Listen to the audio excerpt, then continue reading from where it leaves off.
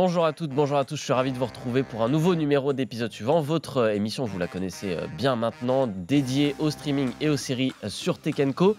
Et cette semaine, eh bien, l'actu série, elle prend ses quartiers sur la Côte d'Azur, plutôt pas mal comme coin. C'est le festival Cannes Série qui démarre le 5 avril avec un joli programme, des avant-premières, des rencontres, et puis voilà, quelques masterclass aussi, voilà, des acteurs, des réalisateurs qui viennent nous parler de leur série. Et pour nous parler de tout ça, je suis très content de recevoir Albin Lévy, le directeur artistique de Cannes Série. Bonjour Albin. Bonjour Clément. Ravi de vous recevoir. Et puis les festivals, c'est aussi l'occasion de faire un état des lieux de l'industrie justement qui vient nous montrer tout ce qu'elle a produit récemment. Et pour ça, j'ai un spécialiste, c'est Pascal Le Chevalier. Bonjour Pascal. Bonjour Clément. Pascal, le fondateur de What's Hot Media, cabinet de conseil dédié aux plateformes de VOD, de streaming, tout ça. Voilà. Et, un marché que tu connais par cœur. Les festivals, tu connais, je me dis que tu en as fait plusieurs. Arpenter les allées des différents palais. Merci à tous les deux. On va donc attaquer notre débat de la semaine directement.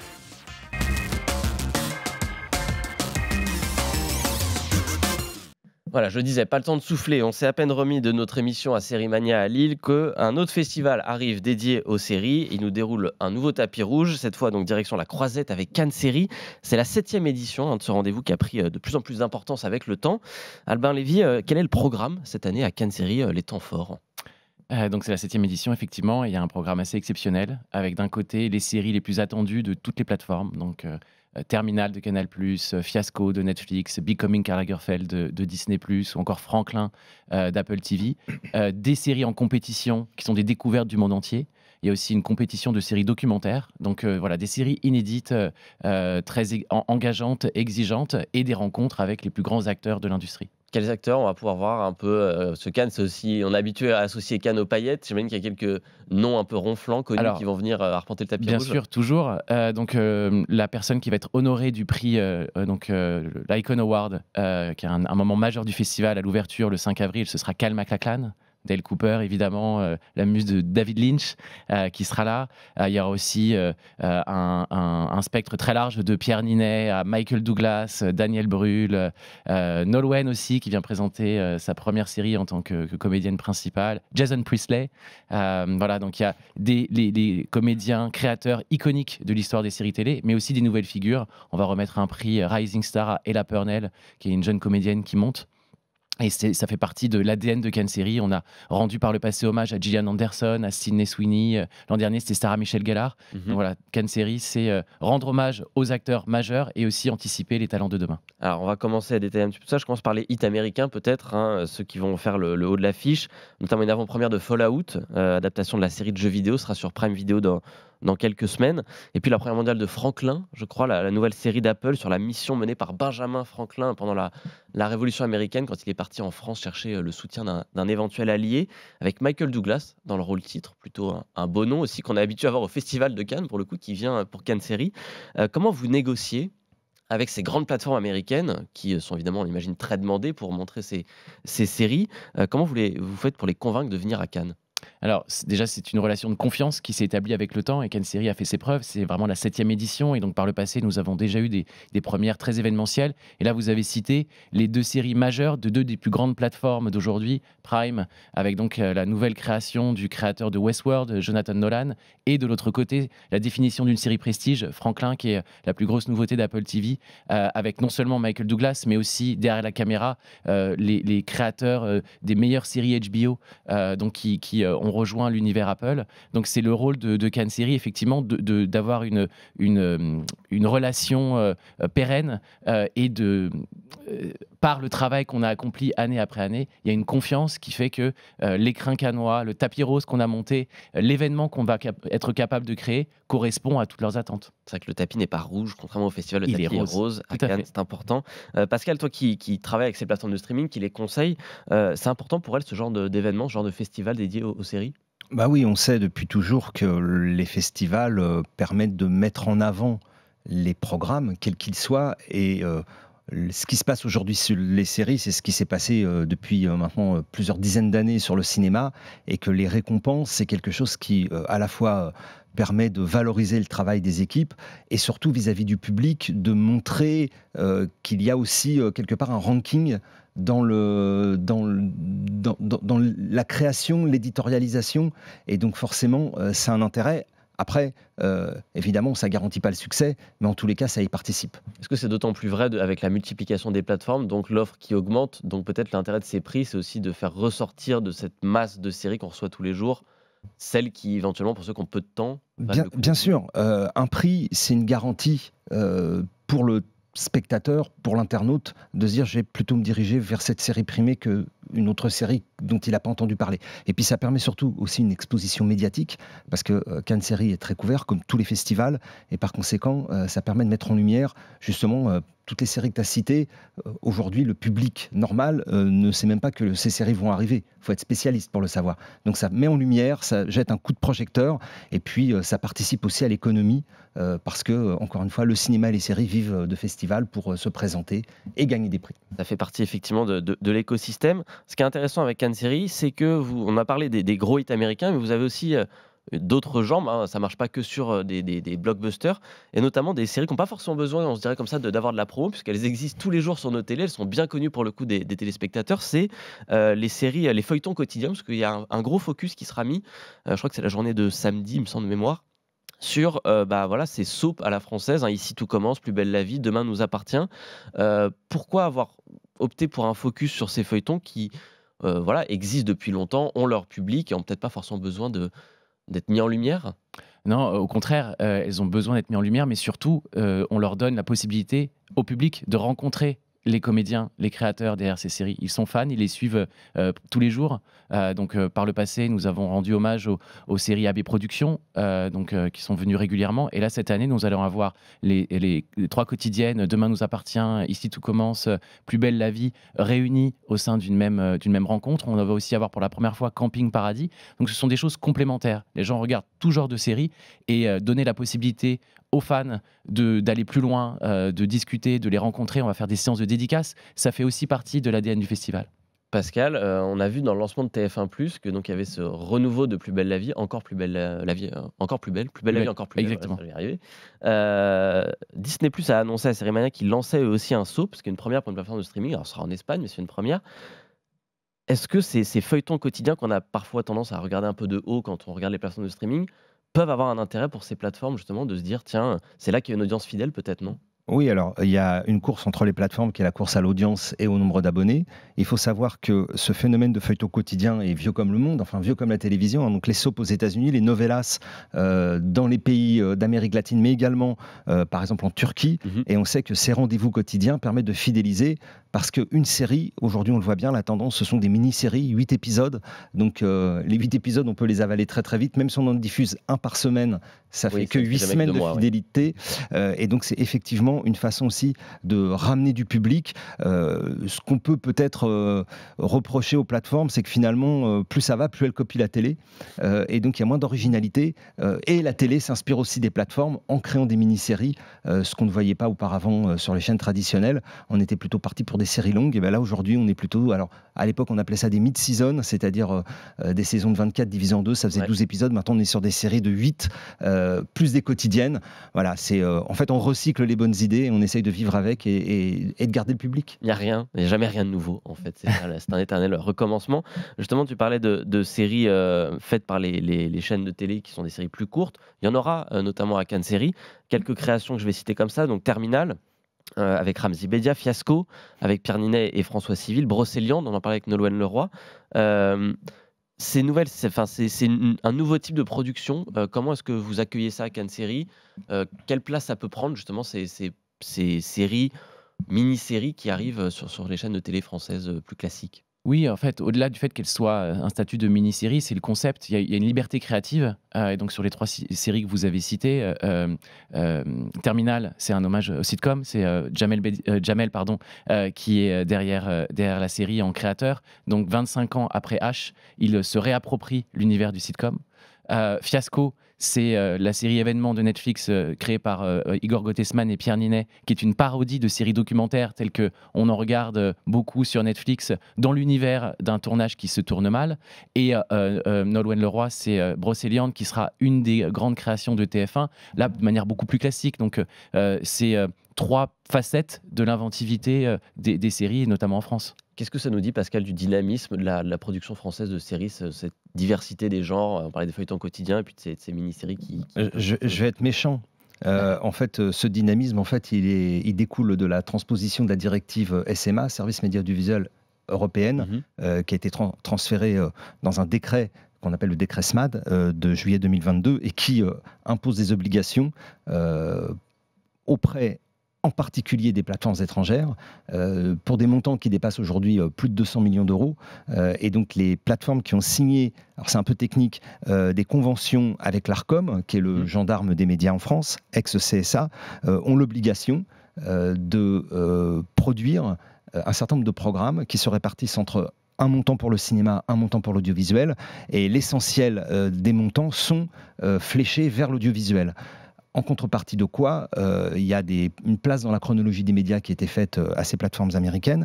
Et par conséquent, quand vous avez des obligations de production, forcément, ça vous invite à faire du local et donc à amener de la créativité parce que vous êtes attendu. Il y a des bilans qui sont établis tous les ans, donc depuis 2022, par l'ARCOM et qui dit un tel a bien respecté ses engagements. Et donc ça crée une dynamique, c'est un apport financier extrêmement important pour la création, pour les jeunes créateurs, et évidemment, ça crée une émulation, une dynamique dont tout le monde profite à la fin, chaîne de télévision classique comprise. C'est ce que j'allais dire, du coup ça challenge aussi un peu les chaînes traditionnelles qui ne peuvent pas rester dans leur précaré, leur petit confort de on fait nos séries. Et on l'a vu, aujourd'hui, les programmations des chaînes de télévision ont quand même énormément changé par rapport à des... séries type Julie Lescaut, Joséphine Ange Gardien, même Camping Paradis, qui est, on va dire, la dernière génération des séries classiques. Je rappelle, on était sur des 90 minutes. Enfin voilà, tout le système est en train d'évoluer. Et puis, une des chances qu'ont les séries, c'est qu'elles n'ont pas de chronologie des médias comme le cinéma. Donc la liberté de diffusion, on peut être sur des copros entre des plateformes et des chaînes de télé. Le Bazar de la Charité, par exemple, TF1, qui est avec Netflix. Donc, encore une fois, ça permet d'alimenter le système. Et puis surtout, ça permet aussi d'ouvrir des champs inexplorés. Alban l'a dit, séries documentaires, des choses qu'on n'avait pas forcément les moyens ou la possibilité de diffuser aux heures de grande écoute. Ça, les plateformes, aujourd'hui, peuvent le faire. C'est plutôt une bonne chose. Et donc, maintenant qu'on est dans cet univers un peu, justement, de marché, d'écosystème, Cannes Série, il y a une place pour ça, justement. C'est pas que des projections, c'est pas que des masterclass. Il y a aussi c'est un lieu de rencontre, tout simplement, pour les professionnels, les acteurs du secteur. Il y a des producteurs et des diffuseurs qui viennent se retrouver dans les allées pour échanger, éventuellement signer des contrats, peut-être même, c'est aussi l'objectif. Bien sûr, c'est le concept d'un festival aussi, c'est que derrière les projections très, très visibles, il y a les intervenants majeurs, que ce soit en production, en distribution, en chaîne, qui vont se rencontrer. Il faut dire aussi que le monde, aux côtés des séries télé, c'est ouvert à l'international. Une série de n'importe quelle nationalité peut être un succès mondial. Ça aussi, ça a été une révolution majeure qui a participé à l'émergence de Cannes Série. Donc ces principaux acteurs vont se rencontrer et nous ce qu'on crée c'est effectivement des rencontres stables plutôt que des rendez-vous extrêmement rapides dans des salons du palais. Les participants essentiels vont avoir le temps justement de nouer une relation qui va peut-être donner les séries de demain. Vous parlez de l'international et c'est effectivement intéressant puisque quand on regarde le programme de Cannes Série, au-delà des séries françaises qui nous paraissent familières parce que c'est des visages connus, au-delà des gros hits internationaux qui nous attirent toujours un peu l'œil, il y a effectivement quand même tout un paquet de séries qui viennent de divers pays. À quel point effectivement aujourd'hui c'est peut-être plus facile pour vous de les montrer ou en tout cas de faire comprendre que ces séries sont aussi intéressantes, même si elles sont en polonais, si elles sont en slovaque, si elles sont dans un dialecte indien ou que sais-je, que la série française qui se passe à Paris ou à Marseille que tout le monde connaît. Non, mais le public est mûr aujourd'hui, c'est ce qu'on constate. Donc on a eu tous les continents, un nombre de pays incalculable, et cette année, sur les 27 séries qui seront projetées, il y a 19 nationalités. On a notre première série brésilienne, notre première série chinoise. On est un festival ouvert. Donc il y a effectivement les blockbusters américains et français qui vont être visibles, mais à côté de ça, on découvre la curiosité du public pour découvrir la série norvégienne, n'importe quel territoire dont il n'avait pas eu connaissance. Et cette projection peut lancer une carrière internationale pour cette série, la rendre visible, que ça soit cette série, le format, les séries peuvent être adaptées par des remakes et lancées sur des plateformes. Donc Et tout c'est ça vrai est que, un pendant des cercle années, quand vertueux. on voyait ces séries en festival, on se disait toujours qu'elles allaient finir sur Arte, parce qu'il n'y avait que Arte en France pour acheter finalement une série norvégienne ou une série slovaque. Peut-être qu'aujourd'hui, les plateformes de streaming peuvent jouer ce rôle de diffuseurs internationaux sans prendre trop de risques, non? Peut-être. Alors, des risques, ils en prennent tout le temps, parce que ça coûte quand même beaucoup d'argent, mais effectivement, elles ont ouvert cette capacité à diffuser sans arrière-pensée, sans tabou, des séries qui peuvent venir d'autres pays que les pays traditionnels de la production du visuel. On peut toujours reciter l'exemple de Casa de Papel, qui avait été quelque part un échec sur le marché de la vente. Alors, typiquement, par exemple, dans le cadre du MIP, qui est le marché des programmes, qui n'avait pas trouvé preneur, qui avait, je crois que c'était diffusé sur Antena 13 en Espagne. Ça, ouais. Et en fait, c'est Netflix qui s'est l'est accaparé et qu'on a fait un phénomène mondial. De même sur les séries coréennes, je doute qu'il y ait eu beaucoup de fans qui regardaient des séries coréennes avant Squid Game. Et depuis, ça a ouvert le champ des possibles, en fait. Et ça, c'est la force des plateformes. Maintenant, de dire qu'on trouvera sur une chaîne en clair une série coréenne à 1 heure de grande écoute, là, c'est plus compliqué parce qu'il y a des impératifs d'audience, Oui, de on n'y est pas publicité, encore. etc. à respecter. On a évoqué les deux aspects de la relation entre les chaînes et les plateformes. Il y a à la fois cette concurrence pour aussi trouver les meilleurs formats, trouver les meilleurs talents, mais aussi ces collaborations. On parlait du Bazar de la Charité, pas mal de séries de TF1 aujourd'hui qui ont ce partenariat avec Netflix. Est-ce qu'aujourd'hui on arrive dans une deuxième étape de relation entre les chaînes et les plateformes? Est-ce que ça y est, peut-être qu'il y a plus d'entente, on est moins frontal, peut-être moins peur aussi de ce que peut être Netflix, qui était ce grand géant qui arrivait Le monde évolue. On a vu la série, dont j'ai oublié le nom, excusez-moi, avec Nicolas Duvauchel, qui est passé sur Cœur Prime et qui est ensuite passé sur France Télévisions. Aujourd'hui, les producteurs français, comme d'ailleurs pour le cinéma, fenêtrent Exactement. les exploitations de leurs séries. Et donc, il y a plusieurs guichets potentiels. Et il n'y a pas de honte à ce qu'une chaîne en clair diffuse à un moment ultérieur à la plateforme, qui elle-même, par essence, généralement, une plateforme par abonnement est payante. Donc, ça a toujours existé. Je rappelle que les films sortent en salle, sortent en DVD, en VOD, passent sur les chaînes payantes et finissent sur les chaînes en clair.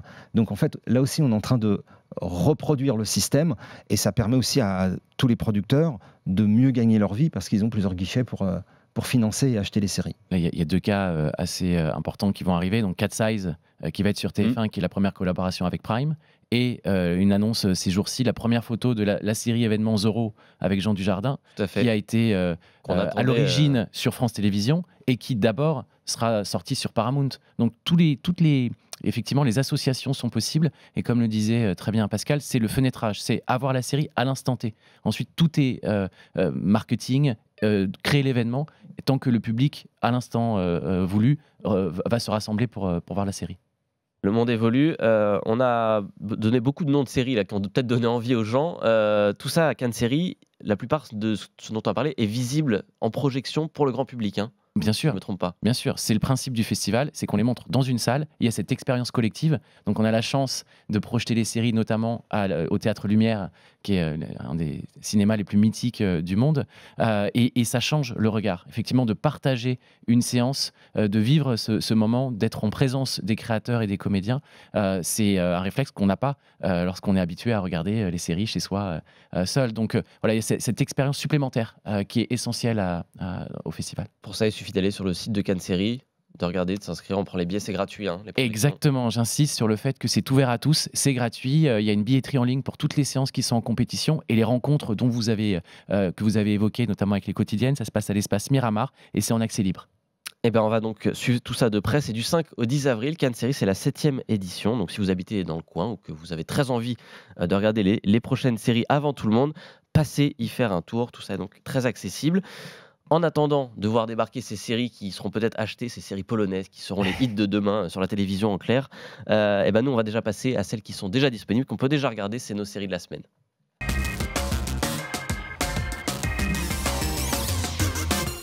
Voilà, je vous ai demandé à chacun de vous prêter à l'exercice de trouver une série à nous recommander à nos auditeurs. Et je vais commencer avec vous, Albin, puisque une série vous a tapé dans l'œil. Et des séries, vous en voyez beaucoup. Donc, c'est pas peu dire qu'une série qui vous tape dans l'œil, elle doit être pas mal. C'est la saison 5 de la série anthologique Fargo. Oui, donc moi, là, je finis la programmation de mon festival, donc ça fait 3 mois que je suis un peu dans une grotte, mais je garde aussi quelques plaisirs pour voir les séries qui me touchent particulièrement. Et Fargo, je trouve que c'est un exemple intéressant. C'est une série anthologique qui vient de manière chronique, donc ça fait 10 ans que la série existe. On peut attendre plusieurs années entre chacune des saisons, et c'est assez incroyable. 3 ans, je crois, depuis la dernière, il me semble, même un peu plus, il me semble. Oui, 3-4 ans en tout cas. Et c'est la manière dont un créateur qui s'appelle Noah Hawley s'est servi de ce qu'on appelle l'IP, donc Fargo, qui est en fait une coquille vide. C'est se servir de l'univers des frères Cohen, d'un film mythique, mais de là, il va créer son propre univers, et je trouve que la saison 5 va encore plus loin que les précédentes.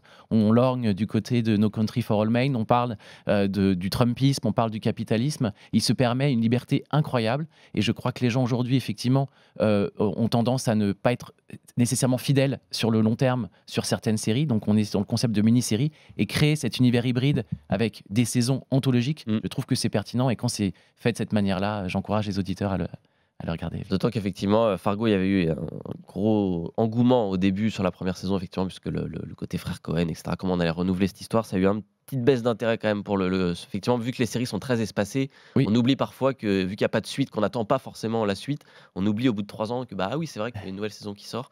Peut-être pitcher rapidement cette saison 5 quand même, de quoi ça parle, qu'est-ce que ça raconte concrètement?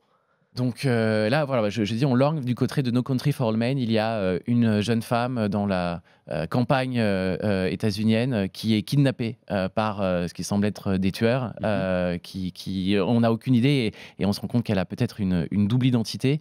Donc il se joue vraiment des codes des frères Cohen. On a aussi une vraie référence à L'étrange Noël de Mr. Jack. C'est difficile de la résumer. C'était une atmosphère, et en tout cas, je trouve que c'est ce qu'on appelle une série d'auteur. Donc il faut se laisser embarquer, et effectivement c'est très violent, très visuel, mais il y a aussi un message profond dans cette série. Et effectivement, l'avantage, c'est que si on n'a pas vu la 1, la 2, la 3 et la 4, c'est pas grave, on peut passer directement à la 5, et ça, c'est pas inutile quand il y a beaucoup de séries à regarder. Exactement. Au moins, pas d'angoisse là-dessus. Donc, la saison 5 de Fargo que vous nous recommandez, 10 épisodes à voir sur MyCanal. MyCanal, exactement. Effectivement, depuis quelques semaines. Et on va terminer avec la reco de Pascal. Toi, tu voulais revenir sur The Morning Show, la série d'Apple TV+, située dans le monde des médias, qui t'a inspiré récemment. Exactement. Donc il y a eu 3 saisons. On attend la 4e cette année, normalement au mois de mai, avec 2 actrices qui sont également productrices, donc Jennifer Aniston et Reese Witherspoon, qui racontent en fait l'histoire d'une matinale inspirée de faits réels qui sont produits aux États-Unis. Et moi j'ai voulu en parler parce qu'en fait, au moins pour 3 éléments, ça nous remet dans le bain de l'actualité. Le premier, c'est la guerre des matinales. Donc on vit la guerre entre 2 grandes chaînes aux États-Unis. C'est assez intéressant de voir la valse des animateurs qui veulent se racheter les uns les autres. Donc ça, c'est le premier point intéressant. Le deuxième, c'est aussi sa capacité à traiter, et c'était très marrant, puisque la série a démarré avant le confinement, et se sont retrouvés être obligés d'arrêter le tournage, et donc de changer complètement l'écriture, parce qu'ils ont eu le confinement et la pandémie à traiter. Des séries qui sont adaptées. Exactement. Et ils sont obligés chaque année d'intégrer des éléments d'actualité réelle. Donc, par exemple, la guerre en Ukraine. Enfin voilà, c'était quand même très compliqué du point de vue scénaristique. Il faut réécrire au fil de l'eau, et ça nous replonge aussi dans le traitement d'actualité quotidien qu'on vit. Et c'est assez intéressant de voir justement l'envers du décor. Et puis le troisième sujet, là pour le coup, c'est la guerre des chefs, c'est-à-dire les rachats de groupes les uns avec les autres. Là, on baigne dans cette actualité en ce moment. En France, et exactement. Et donc là, on voit aussi les turpitudes des actionnaires qui veulent encaisser l'argent, se débarrasser de la chaîne, mais les membres du board ne sont pas forcément d'accord entre eux. Donc voilà, c'est une espèce d'introspection dans ce monde de la télé que les gens connaissent peu en fait. Nous, on le vit un peu plus parce qu'on sait un peu comment ça se passe, servi par des acteurs assez incroyables. Moi, il y a évidemment Bill Crudup que tout le monde connaît, mais il y a surtout un type que j'adore, moi, qui est Marc Duplass, qui est à la fois réalisateur et acteur, et qui est l'assistant de Jennifer Aniston. Et puis après, voilà, ça reste assez léger. Et puis voilà, on passe un beau moment, et ça mérite d'être vu. Il y a aujourd'hui 3 saisons, donc on peut les regarder assez rapidement. C'était la série de lancement d'Apple TV+.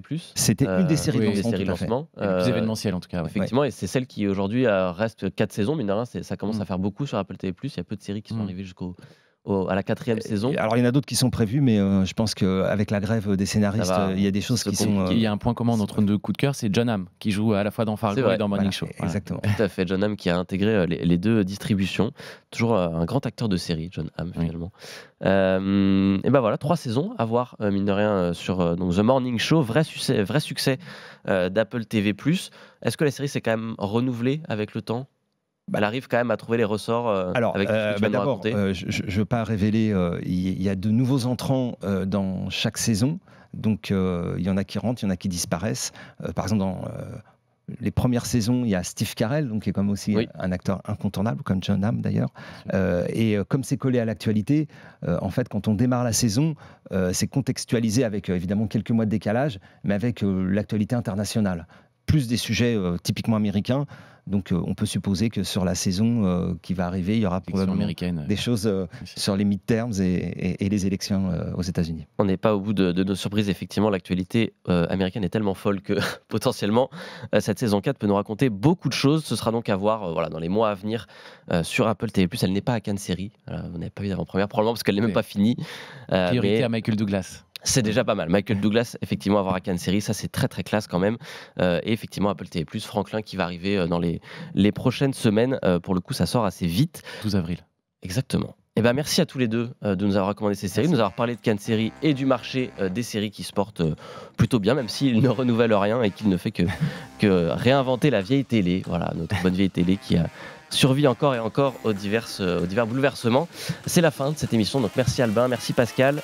Vous pouvez revoir l'émission si elle vous a plu, si vous en avez raté un petit bout, en podcast, sur YouTube, sur le site de Tech & Co, voilà, partout en replay. Et moi je vous dis à la semaine prochaine.